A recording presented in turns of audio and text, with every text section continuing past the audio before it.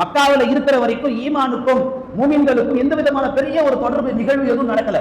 ஆனா மக்காவிலிருந்து மதீனாவுக்கு போகக்கூடிய நிகழ்வுக்கு பின்னால் தான் ஒட்டுமொத்த மூமின்களுக்கு குர்ஆன்ல ஒரு ஓம் என்று சொன்னால் ஆமனு, ஈமான் கொண்டவர்களே. இந்த ஆமனு என்ற இந்த பட்டம் எதனால் கிடைத்தது? ஹிஜ்ரத் என்ற அந்த அற்புத பயணத்தால் கிடைத்தது. அந்த பயணத்தில் இந்த பெயர் கிடைப்பதற்கு காரணமே அதுதான் ரப்பின் குதிரத் என்பதாக சொல்லி காட்டுவார்கள். அதே போன்று இந்த ஹிஜ்ரத் ரப்பின் குதிரத் என்பதை நாம் இன்னும் ஆழமாக பார்க்கிற பொழுது, மக்காவில் இருக்கிற வரைக்கும் தொழுகை ஹிஜ்ரி 1ல கடமை இல்லை, ஹிஜ்ரி 2ல தான் தொழுகை கடமையாகுது.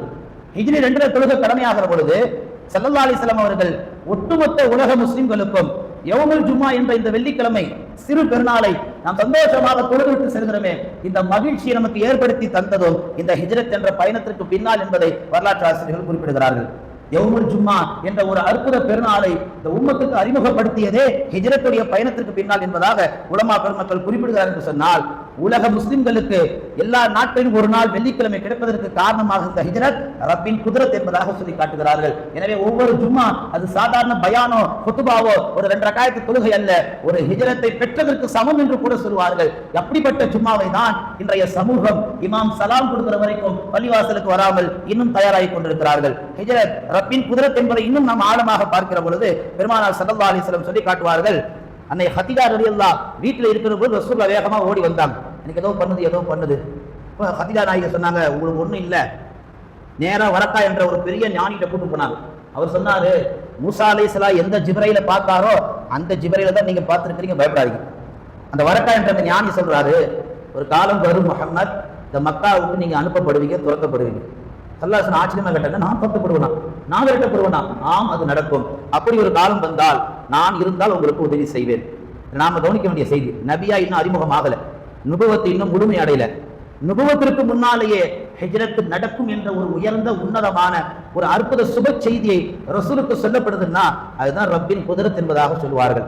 இரண்டாவது செய்தி ஸல்லல்லாஹு அலைஹி வஸல்லம் சொல்லி காட்டுவார்கள், ஹிஜ்ரத்திலே இந்த ஹிஜ்ரத்திலே ரப்பின் குதிரத் எவ்வளவு தூரம் ஆழமாக அடங்கியிருப்பதற்கு இன்னொரு உதாரணம், மக்காவில் இருக்கக்கூடிய யூதர்கள் எல்லாம் மதீனாவுக்கு அதிகமாக குடியேறினார்கள். அந்த யூதர்களெல்லாம் கேட்கப்பட்டது, நீங்க ஏன் மதீனாவுக்கு போறீங்க? அப்ப அந்த யூதர்கள் சொன்னார்கள், எங்கள் வேதத்திலே ஒரு காலம் வரும், இறுதி நபி அஹ்மத் அவர் தங்கும் கடைசி பூமி இந்த மதீனாவாகத்தான் இருக்கும் என்று எங்கள் வேதத்திலே சொல்லப்பட்டிருக்கு. அதனால் அந்த கடைசி பூமியில நாங்கள் குடியேறுகிறோம் என்று சொல்லி யூதர்கள் அவர்கள் வாழ்ந்த காலத்தில் வாழும் இருப்பிடத்தை விட்டு மதீனாவுக்கு திரும்பினார் என்று சொன்னால் எவ்வளவு பெரிய உன்னதமான அந்த பூமி என்பதை அல்லாஹ் அந்த ஹிஜ்ரத்தின் படிப்பினை வழியாக, அந்த பயணத்தின் வழியாக இந்த உம்மத்துக்கு அல்லாஹ் தஆலா அற்புதமாக சொல்லி காட்டுகிறான். அது மட்டுமல்ல, ஹிஜ்ரத்துடைய பயணத்திலே நபிகள் நாயகம் ஸல்லல்லாஹு அலைஹி வஸல்லம் அவர்கள் மதீனாவிலே போய் இறங்கினார்கள். 450 கிலோமீட்டர் டிராவல் பண்ணிட்டு போயிட்டாங்க. எப்படியோ அவங்களுடைய ஒட்டகம் என்ன செய்யுது, அபு அய்யூப் அன்சாரி என்று சொல்லக்கூடிய ஒரு சஹாபி வீட்டு வாசல்ல போய் நிக்குது. எல்லா சஹாபாக்களும் ரசூலுல்லாஹ் எங்க வீட்டு தான் வருவாங்க, எங்க வீட்டு தான் ஆவலா இருந்தாங்க. ரசூலுல்லாஹ் யாருக்கிட்டையும் கை காட்டல, என் ஒட்டகம் எங்க நிக்குதோ அங்கதான் நான் ஸ்டே பண்ணுவேன்ட்டாங்க. கரெக்டா அந்த ஒட்டகம் அபு அய்யூப் அன்சாரி கிட்ட போய் நின்றுச்சு. வரலாற்றுல இன்னைக்கு வரைக்கும் தவறா விளக்கிட்டு இருக்கிறாங்க. அபு அய்யூப் அன்சாரி ரசூலுல்லாஹ்க்கு தங்க இடம் கொடுத்தாங்க, அது கிடையாது காரணம். ஹிஜ்ரி 4ஆம் நூற்றாண்டில் அன்றைக்கு வாழ்ந்த ஒரு பெரிய அரசர், துப்பவ் என்று சொல்லக்கூடிய ஒரு அரசர், அவர் மதீனாவிலிருந்து மக்காவிலிருந்து மதீனா வழியாக ஆப்பிரிக்காவுக்கு பயணம் மேற்கொள்கிற பொழுது பல ஊர் மக்கள் எல்லாம் ஒன்று கூட்டி சென்றார்கள். அப்படி செல்கிற பொழுது வழியில எத்தனையோ ஞானிகள், எத்தனையோ பெரிய மார்க்க அறிஞர்கள் எல்லாம் ஏறிக்கொண்டார்கள். கடைசியில அந்த மதீனாவுடைய பயணம் அடைந்த பொழுது சில மார்க்க அறிஞர்கள் சொன்னார்கள் அந்த அரசர்கிட்ட, நாங்க இதுக்கப்புறம் ஆப்பிரிக்கா பயணம் மேற்கொள்ள மாட்டோம், இங்கேயே தங்கிடுவோம். அரசர் கேட்டார், ஏன் இங்கேயே தங்குறீங்க, காரணம் என்ன? அந்த ஞானிகள் மார்க்க அறிஞர்கள் சொன்னாங்க, இறுதி காலத்தில் ஒரு நபி வருவார், அவர் அஹ்மத், அவர் தங்கும் கடைசி பூமி இதுதான், இது எங்கள் வேதத்தில் சொல்லப்பட்டிருக்கு, எனவே நாங்கள் இந்த இடத்தை விட்டு ஒரு இன்ச்சு கூட நகர மாட்டோம். அந்த அரசர் என்ன செய்தார் தெரியுமா? பெரிய போராடி கோடீஸ்வரர் 400 ஞானிகளுக்கு சொந்தமா தனித்தனியா வீடு கட்டி கொடுத்தார். அன்னைக்கு பல நூற்றாண்டுக்கு முன்னால் நடந்த ஒரு உண்மை நிகழ்வு இது.